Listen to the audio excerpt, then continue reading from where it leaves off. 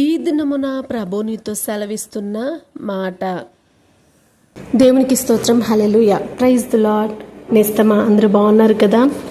ఎందుకు నువ్వు బాధపడుతున్నావు? ఎందుకు నువ్వు కృంగిపోతూ ఉన్నావు? నీ సమస్యలను బట్టా, నీకున్న రోగాలను బట్టా, నీకున్న వ్యతిరేకతలను బట్టా, నీకున్న అవమానాలను బట్టా, ఏది ఏమైనా కానీ సరే నేస్తమా, ఈ లోకంలో ఉన్నవన్నీ కూడా మర్చిపో.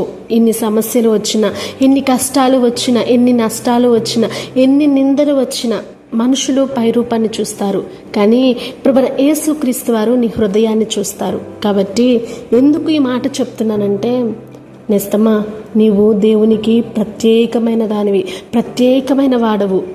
నిన్ను ఒక ప్రత్యేకంగా ప్రభువైన యేసుక్రీస్తు వారు ఎంచుకొని ఉన్నారు. నీ జీవితంలో దేవుడు ప్రత్యేకమైన కార్యం చేయాలని, లేదా ప్రత్యేకమైన విధానంలో నిన్ను వాడుకోవాలని ప్రభు ఆశపడుతూ ఉన్నారు. కాబట్టి ఆ అర్థాన్ని నువ్వు పరిశీలన చేసుకొని, ఆ అర్థాన్ని నువ్వు గ్రహించి దేవునికి ఇష్టంగా నువ్వు మార్చబడాలని ఆశపడుతున్నారు ప్రభువైన యేసుక్రీస్తు వారు.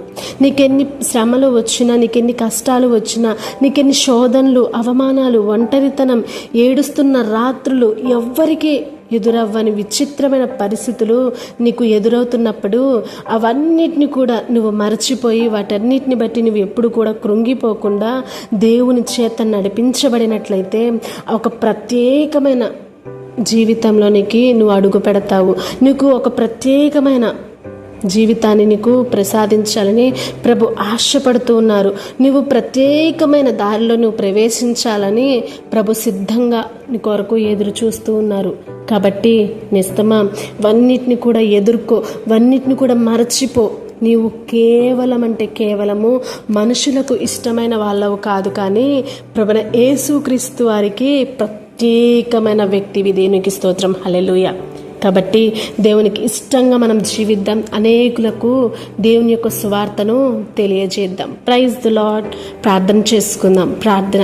సకల ఆశీర్వాదాలకు కారణభూతుడైన మా ప్రియ పరలోకపు తండ్రి, నీ నామమునకు వందనములు ప్రభువా.